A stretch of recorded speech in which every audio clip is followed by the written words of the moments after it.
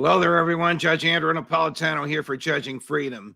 Today is Thursday, May 12, 2022. It's about 12:20 in the afternoon on the East Coast of the United States. Yesterday, a federal district court judge, Judge Emmett Sullivan, highly regarded, almost universally respected federal judge in Washington, D.C., threw out the guilty plea of a guy who goes by the name of Baked Alaska. That's his nickname.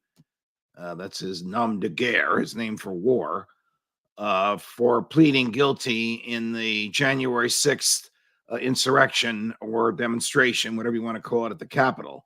Baked Alaska's real name is Antheme Joseph Guare. Mr. Guare had agreed to plead guilty to a low-level offense of trespassing, a defiant trespass. That's trespassing after they tell you to leave. In return for the dropping of other charges. In the middle of the guilty plea, he looks at the judge and says, Judge, I'm innocent of these charges. Well, look, this is the judicial dilemma. I have faced this myself, having taken probably more than 1,000 guilty pleas. Everybody knows, the prosecutor knows, the defense lawyer knows, the judge knows, the defendant knows, courthouse observers know that the defendant is pleading guilty because of a deal, because of a bargain.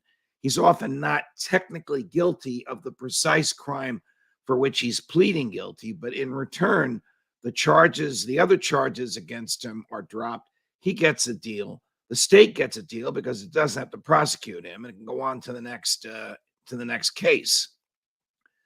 But the judge is required to ask the defendant, are you pleading guilty because you truly are guilty? If the defendant says, no, I'm not guilty of this charge, then the judge is obliged to throw the case out and give the defendant a jury trial. If the defendant says, I'm not pleading guilty, I'm not really guilty, I'm only pleading guilty because prosecutors threatened me. They threatened me with a felony count, which is what this defendant said yesterday.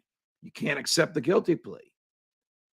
If the defendant says, I'm pleading guilty because I don't trust the system, I'm really innocent, you can't accept the guilty plea.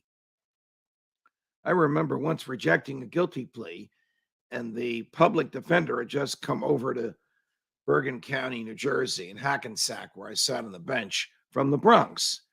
He looked at me, he goes, Judge, in the Bronx, you could plead guilty to impersonating Nancy Reagan, and they would accept the guilty plea. Nobody rejects guilty pleas in the Bronx. I said, well, this is not the Bronx, and I am duty bound to do justice. I can't let your client plead guilty to something we know he didn't do, and he admits he didn't do.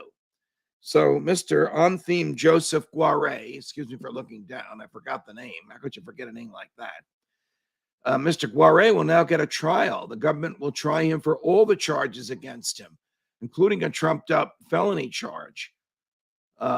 But he's fortunate enough to have a judge to know that the government tried to force him by intimidation to accept a guilty plea to a crime that he believes he didn't commit. Boy, do I hope he's acquitted.